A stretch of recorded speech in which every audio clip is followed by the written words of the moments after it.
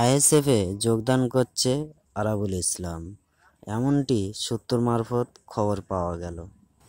চলুন তবে দেখে আসি 2022 সালের এই ছবিটি।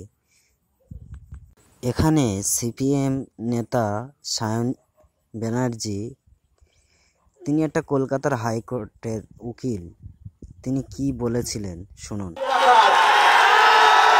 যতদিন খুশি আরাবুলকে প্রোটেকশন দিয়ে রাখুন, কারোর ক্ষমতা হবে না ওকে জেলে যাওয়া থেকে আটকানোর, কারোর ক্ষমতা হবে না।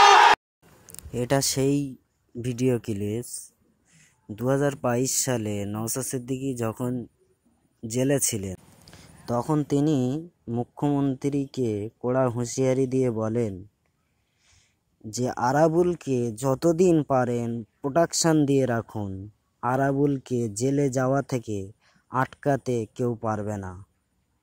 আপনারা দেখেছেন বিগত কয়েক মাস আরাবুল ইসলাম জেলে আছে। আরাবুল ইসলাম আইএসএফে যোগদান করবে, এই খবরটি কতটা সত্য কতটা মিথ্যা এখনো পর্যন্ত কোনো মিডিয়ারা বলেনি, আর বলতেও পারবে না। কেননা নওশাদ সিদ্দিকী তিনি জানান, তিনি সবসময় একটাই কথা বলেন, চোর মোস্তান এদেরকে দলে ঢুকতে দেব না। আর একটা কথা বলেন যে আমি দলে পারমিশন না নিয়ে কোনো ডিসিশন নেইনি। দেখুন, এই চ্যানেলের পক্ষ থেকে একটা কথা জানিয়ে রাখি, আপনারা কোনো গুজবে কান দেবেন না। ভিডিওটি এখানেই শেষ করলাম।